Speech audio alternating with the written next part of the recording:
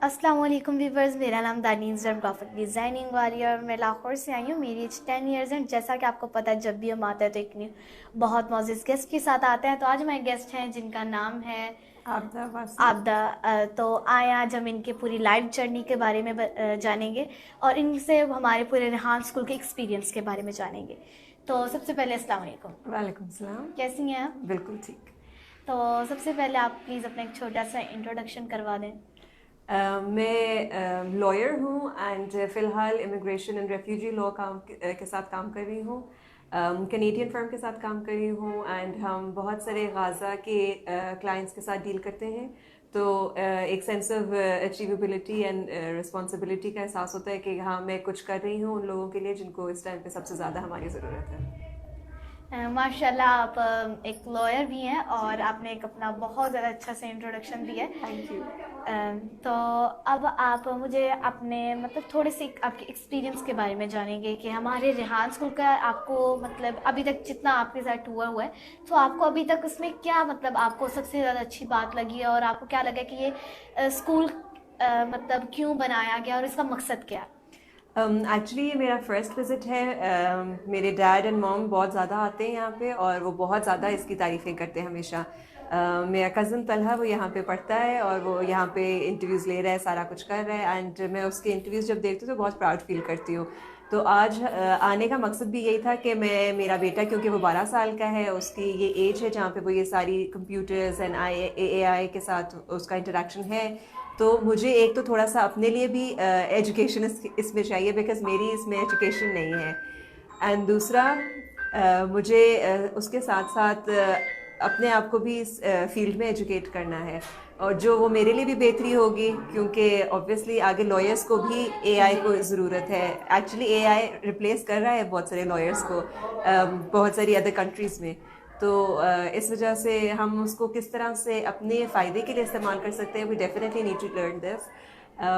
And यहाँ आके मुझे पता चला कि किस तरह से बच्चे बहुत कम उम्र के बच्चे जो हैं वो बहुत ज़्यादा, मतलब मेरे कॉन्फिडेंस लेवल से भी बहुत ज़्यादा हाई हैं।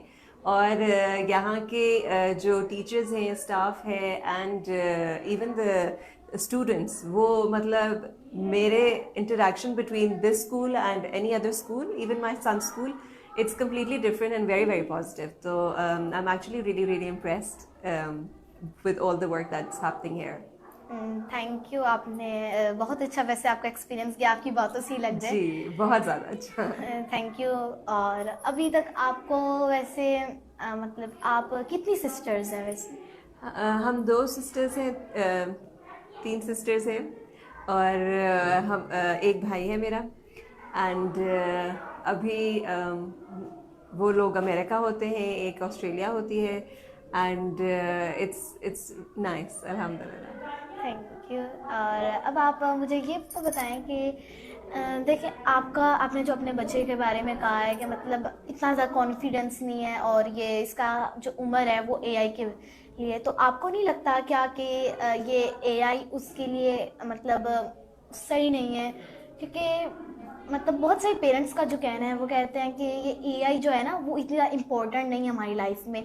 वो ज़्यादा इम्पोर्टेंट है हमारे लिए एजुकेशन, क्योंकि डिग्री से लेकर दूसरों ने इम्प्रेस होना है ना कि इसके पास इतनी एजुकेशन है, हम इसलिए इसको हायर करेंगे। तो आपको नहीं लगता क्या कि ये जो पेरेंट्स कह रहे हैं वो सही है?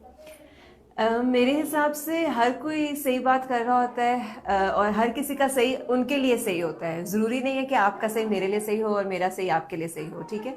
तो जब कुछ पेरेंट्स अगर ये कह रहे हैं कि AI सही नहीं है एंड उनके बच्चों को नहीं करना चाहिए, ट्रेडिशनल एजुकेशन जो है, डिग्री है, तो वो ही मैटर करेगा, तो उनको पहले तो ये करना चाहिए कि अपने आप को एजुकेट करें, जैसे मैं कर रही हूँ। क्योंकि मुझे नहीं पता AI क्या है, मुझे नहीं पता कि प्रोग्रामिंग क्या है, कोडिंग क्या है, तो वो सारी चीज़ें अगर अपने बच्चे को मैंने सिखानी है। और इस दुनिया का मतलब जो फ्यूचर हमें नज़र आ रहा है वो यही है कि सब कुछ टेक्नोलॉजी बेस्ड है।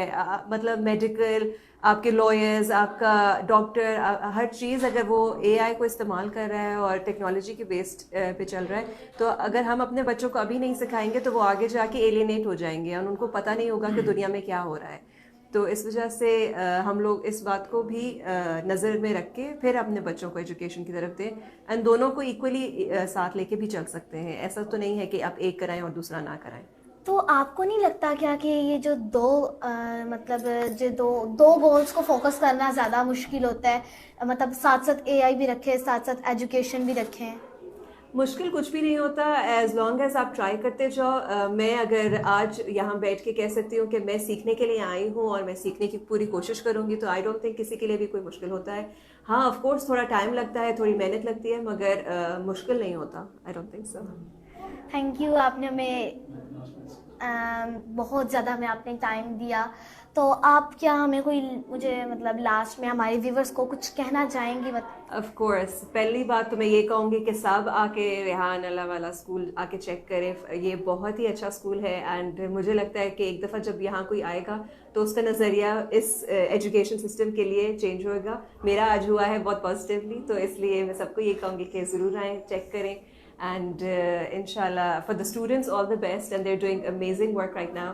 Inshallah इसको carry on किया तो we will get our 1000 liters inshallah. Thank you, और आपने हमें इतना ज़्यादा टाइम दिया। सो व्यूअर्स, आई होप कि आपको हमारे गेस्ट बहुत ज़्यादा अच्छे लगे होंगे और हमारा ये जो पॉडकास्ट है वो भी बहुत ज़्यादा अच्छा लगा होगा। तो मिलते हैं अगले पॉडकास्ट के साथ और एक न्यू मौजूद गेस्ट के साथ। तब तक के लिए अल्लाह हाफिज़।